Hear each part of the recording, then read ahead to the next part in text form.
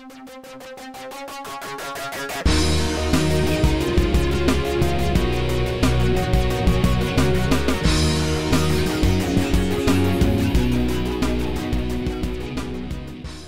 back to Real Estate 101. Today we're going to continue our discussion on home staging and talk about the benefits of home staging for online photos.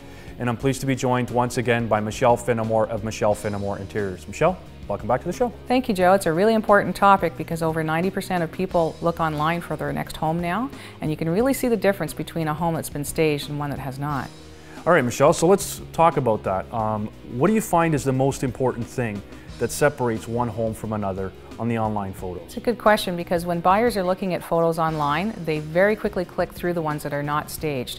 They really like to see the rooms prepared and they know that they can live in that house. All right, so for the homes that are staged, where do you find that it makes the biggest difference? Is it for the online photos or for in person as well?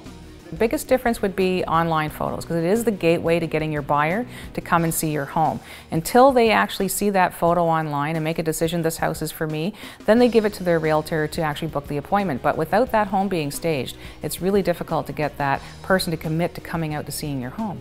All right, so how long on average does someone spend online looking at listing photos, and how can home staging benefit that? Well, the latest stats say that the average person looking for a home online spends about 5 seconds, so that's not very long. And even just a few short years ago, it was about 30 seconds. So it's really crimped the time now that they actually spend looking online. So home staging actually directs their eyesight directly to where we want them to look. Is there a fireplace in the room? Is there a great view? Is there a feature? Is there granite countertop? But again, we don't put anything really large on top of, say, a kitchen island because we want them to look through and see all the kitchen. So it's really for those reasons why we do the staging that we do. All right, so what is your #1 item on a list in order to market a home for sale? Number one thing we do to increase the light and space in a home is actually paint. It's the least expensive thing you can do when you're staging, and it actually increases how much room someone actually visually sees in a room for the photographer when he's filming it.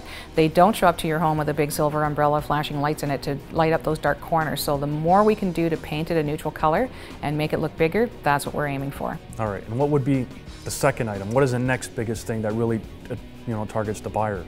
The next biggest thing we do is actually move the outsized, oversized furniture out of the room.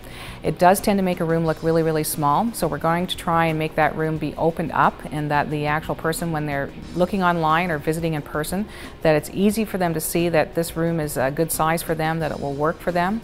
And the other thing we do is move outdated furniture out. If it is outdated, we're going to ask, can you rent furniture and make it look updated, or we're going to work with what's there, and we actually will bring in accessories and artwork and things to make it look updated.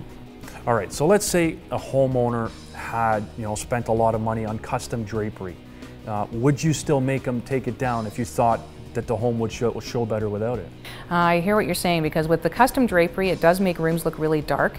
They don't get enough light in them, so we do ask that they do come down, especially if they're dated. We really want those ones to come down. We'd rather have nothing up rather than dated draperies. We do assess each home individually though, and we will look at what is another way that we can do this. Sometimes it's just a matter of taking the valance down. It really makes a difference in the photographs if you take that valance down, because the room will look taller without it. All right, so what happens in a case where, let's say, the floors are extremely outdated? We both know floors are important. What happens there? It is. It's really important because the square footage in a photograph is quite large when you're talking about floor space. So what we want to do is make sure that things look updated. If it's carpeting, we're going to ask, can you update the floors in some way? Is it going to be hardwood? Is it going to be laminate? We try and stay away from carpet. It's not really a choice that people make anymore, but we definitely ask the customer, can we do this? It will show off better in the listing photographs and get people to come out and see your home.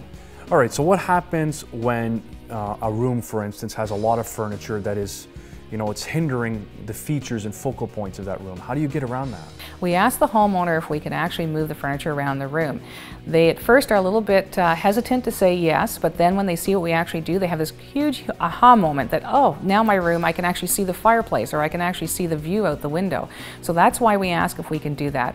We will try to utilize all the furniture that's there, but if not, we're going to ask, can it be stored, can it be put in another room? But we're going to find a way so that when the photographer shows up, that we're actually showing off the features and focal points of a room.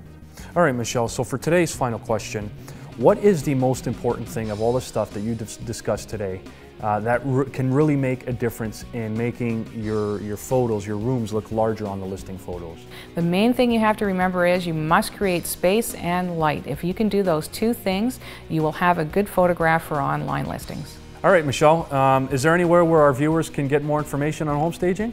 Absolutely. They can go to my website. There's some great how-tos on there, as well as a lot of before and after photos for them to get some great ideas. Great. Thanks for coming on today's show, Michelle. You're welcome, Joe.